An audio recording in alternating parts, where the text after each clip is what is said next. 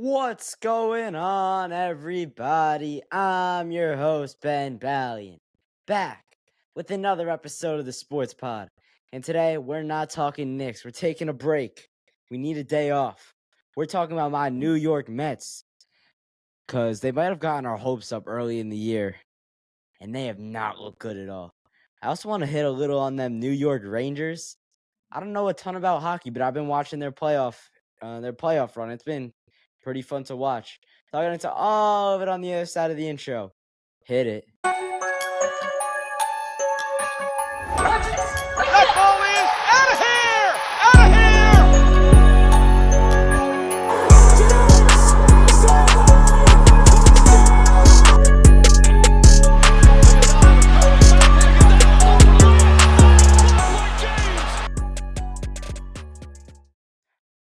All right, getting into the episode.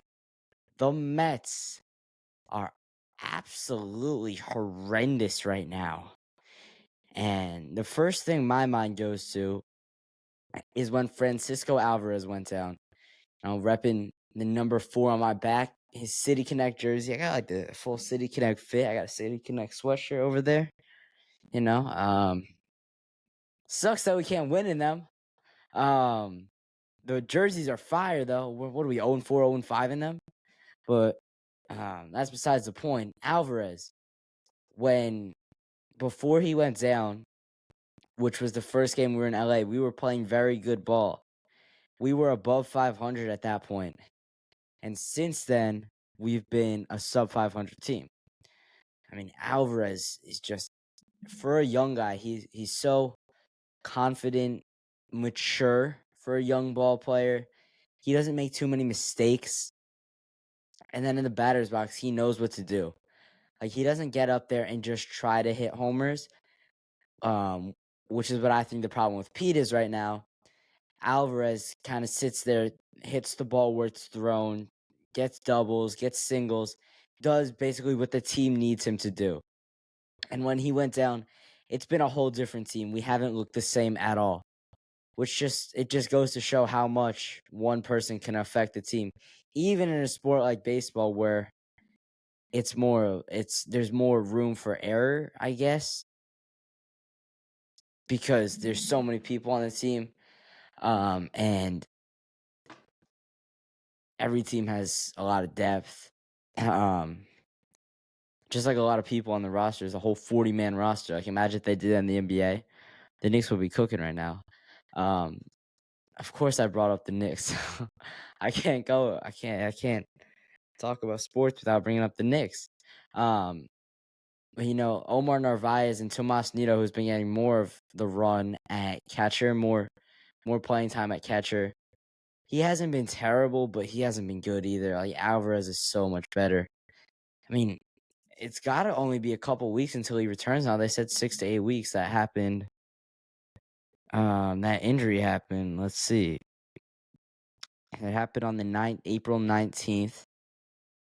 So 6 weeks from April 19th would be April 26th, May 3rd. It's 2, 3, 4, 5, 6. So the earliest he could return is May 31st. And then at the latest, with what we heard, is June 14th right now. So we're getting there. And then once we get him back, I think we'll be in a better spot to secure that third wild card spot down the stretch of the year. But we just have not been good at all. With that said, though, in the wild card standings, we're only 1 game back. Which I don't know how we're doing it, but we are. It's still not good. Jeff McNeil has looked horrible.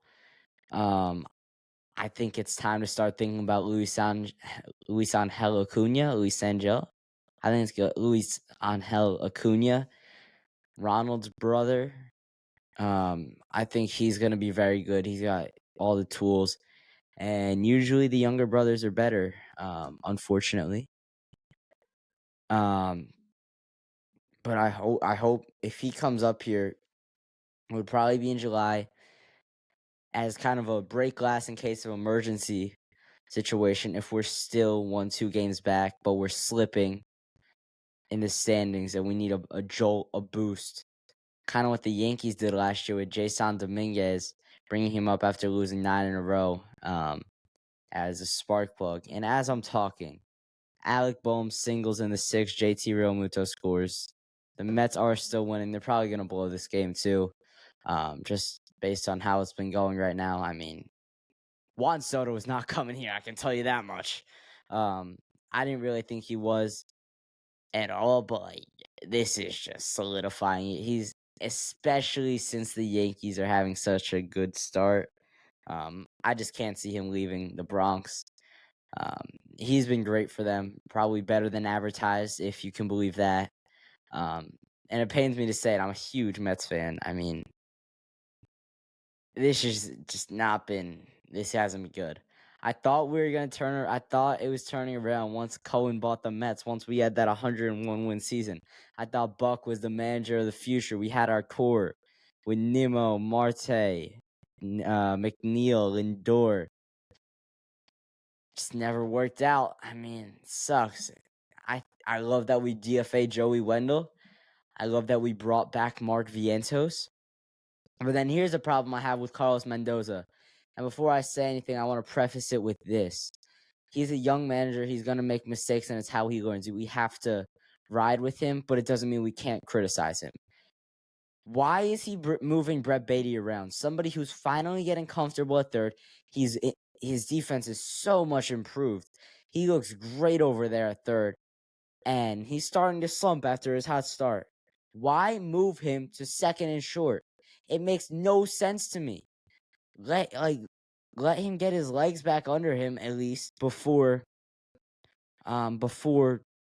moving him somewhere where he's never played. Let's see what he's do. Oh, the Phillies scored again. Castellanos sacrifice fly. Oh my God, we're gonna blow this game. Beatty's hitting as I'm talking right now. Tonight he's playing third.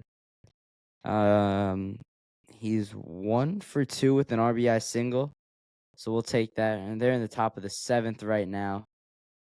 We'll see if he does anything. But I don't know, man. It just has not been good.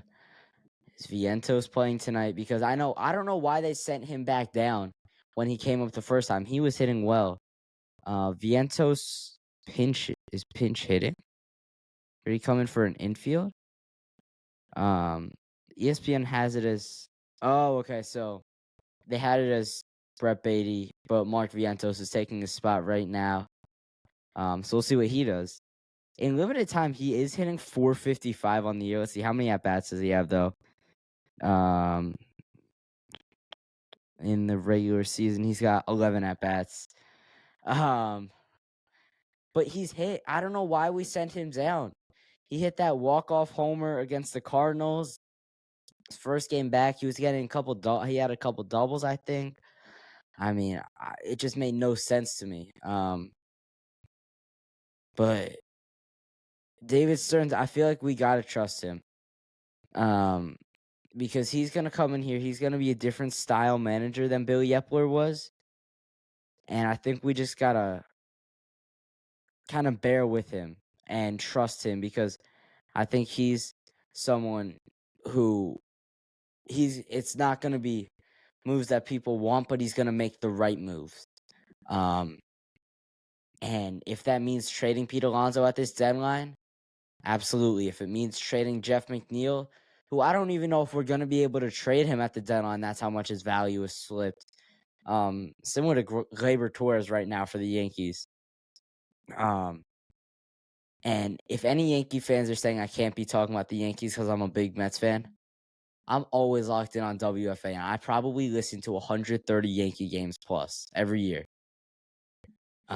So I know like a lot going on, especially because they talk about them a lot. The Yankees, not this time of year because the Knicks are going crazy, and the Rangers I'll get to in a couple minutes, which is not normal. But we'll take it whenever we can. Especially the Knicks part is not normal. Also, the Rangers won the Cup in 2015, I think, right? So, and they've been on deep playoff runs. 2 years ago, I think they went to the Eastern Conference Finals. And yeah, I feel like for the Mets, though, getting back to the Mets, um, we got this. This has been a very hard stretch here. We've had the Braves and then the Phillies, two of the best teams in baseball. If you go to the standings, um, Phillies are the best team in baseball, and the Braves are the fifth best team in baseball, only 2.5 games back. So that's I don't expect them to win to win either of these series, but they're about to go 1-6 in this stretch. We needed at least 2 wins. I wanted 3. I wanted to go 3-3, but that wasn't very realistic. And but we need to be better than this. 1-6 is 1-5 is not acceptable. Um, I like our starting rotation has been very good. Um, especially since we're so injured. Like David Peterson and Kodai Senga have both are both yet to pitch this season.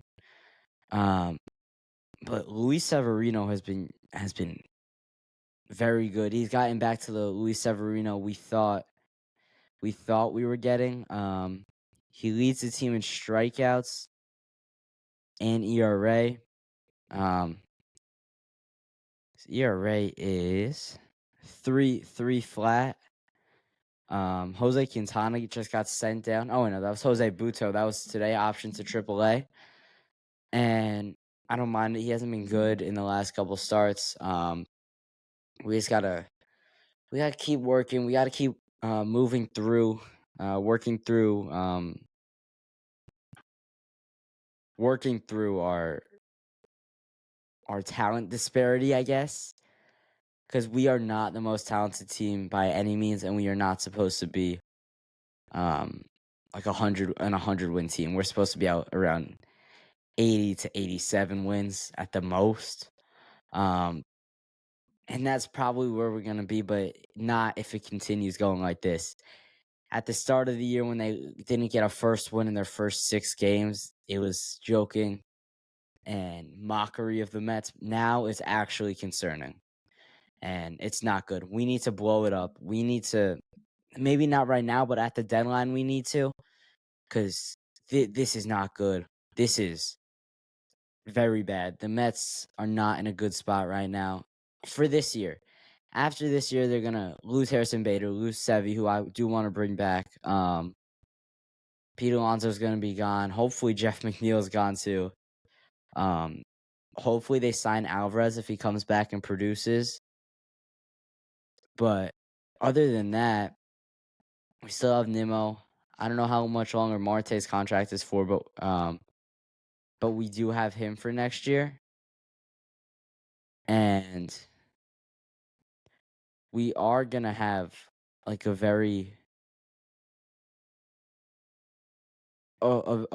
roster full of new people that David Stearns is gonna have to cook up in the offseason and sign some people. And I think this is the year where he starts to utilize some of that Steve Cohen money, who basically already said that they're gonna sell at the deadline. The deleted tweet or whatever people are talking about. People just, I don't know. Maybe they blew it out of proportions, but if you're already insinuating that you're gonna sell at the deadline and it's the middle of May, like, the season is cooked. I mean, they know more than we do, but we're cooked if that's what happens. And they do sell, and it's a fire sale for a second year in a row. It's not gonna be good. The Mets are they're gonna hover around 500, probably a couple games under.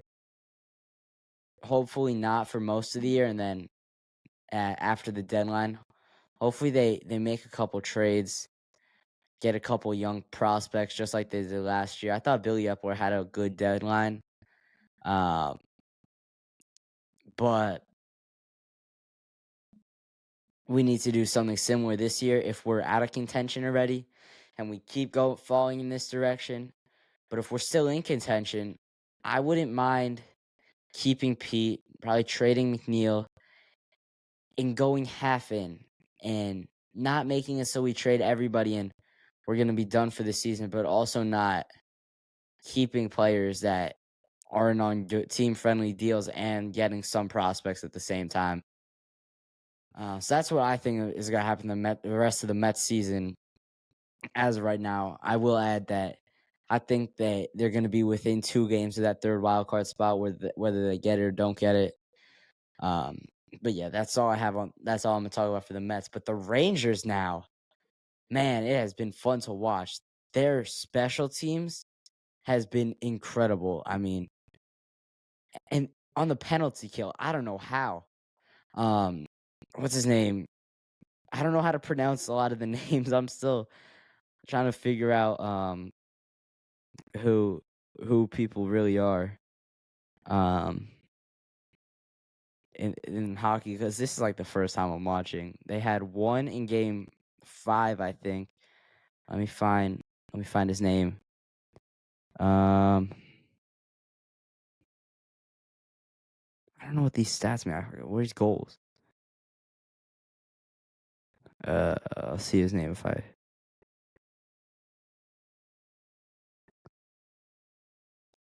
have no idea. Oh, Truba. Yeah, Truba had the penalty kill goal um in game 5. That was their only goal. And from which has been huge. And then also like there were some people that are saying that the Rangers should bench Igor Shesterkin after he gave up 4 third period goals in game 5. I don't know. I thought he played pretty well. They were like difficult saves. And if I don't know what I'm saying, feel free to um tell me I'm wrong cuz I honestly don't know a ton about this. I'm just getting into it. And yeah, next year I'll probably learn more about it. He's already given up 3 tonight. It's the end of the second period right now. It's 3-1. Rangers are losing. And if this goes back to a game 7, I kind of feel like the Hurricane are going to win. I mean, you had to think it wasn't going to be that easy coming into the series because the Hurricanes are a good team. They were chasing the Rangers all year long. They just could never catch up to them. But they're a pretty evenly matched group. And I don't know if they're going to be able to win 4-0, though, coming back to the Garden. I don't know if it has the same aura as it does for the Rangers, but it definitely has some effect because it's the Garden, bro. Like Julius Randle said last year. I don't know. I feel like Panarin hasn't played to the level that a lot of people expected him to in this series. I know we had the double OT winner or the tie or equalizer. In one of the games, he either had the game winner. I think it was in game 2, the one that went to double OT. He had an equalizer or a go-ahead goal. But yeah, I think the Rangers should advance. I don't know. I thought they were gonna win tonight. They still can. This team does show a lot of fight, similar to the Knicks, but unsimilar to the Knicks. And I don't know if that's even a word. Unsimilar, different to the Knicks. They're getting healthier.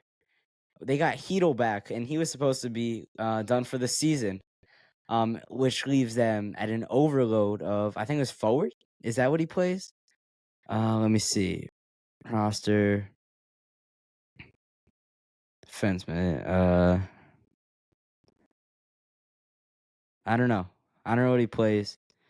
But it's taking time away from Rempe, who, in my eyes, it's looked like the refs have tried to call penalties on him just because of what he did in the regular season.